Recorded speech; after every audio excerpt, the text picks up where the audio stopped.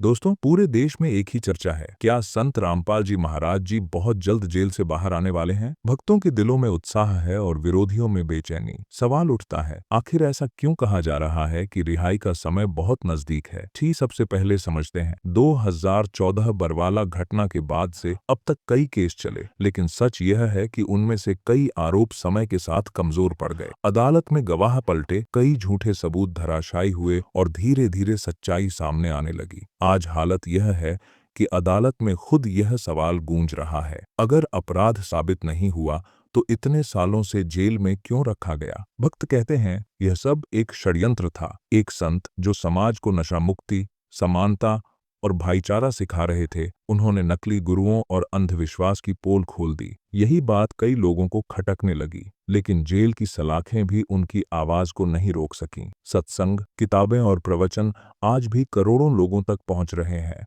ज्ञान गंगा जैसी किताबें आज भी समाज का मार्गदर्शन कर रही हैं। भक्तों का विश्वास है, जब सत्य को दबाया जाता है तो एक समय आता है जब वह और भी शक्तिशाली होकर प्रकट होता है।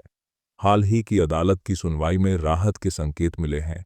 यह बात लोगों में उम्मीद जगा रही है कि बहुत जल्द वह दिन आएगा जब संत रामपाल जी महाराज जेल से बाहर आएंगे। सोचिए, वह दृश्य कैसा होगा। कोर्ट के बाहर भक्तों की भीड़ जयकारे लगाएगी, गांव-गांव में भंडारे होंगे और समाज को एक नया संदेश मिलेगा कि सत्य को कितनी भी देर दबाया जाए, वह कभी हार नहीं सकता। यह केवल एक संत की रिहाई नहीं होगी, बल्कि मानव समाज की सोच की आज़ादी होगी। दोस्तों, आने वाला समय बड़ा ऐतिहासिक है।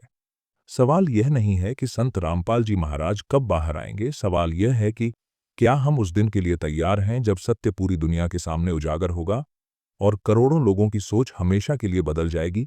अगर आप भी उस ऐतिहासिक क्षण का बेसब्री से इंतजार कर रहे हैं, तो कमेंट में लिखिए सत साहिब और इस वीडियो को ज़्यादा से ज़्यादा लोगों तक पहुंचाइए ताकि हर कोई सच्चे ज्ञान से जुड़कर अपना जीवन सफल बना सके।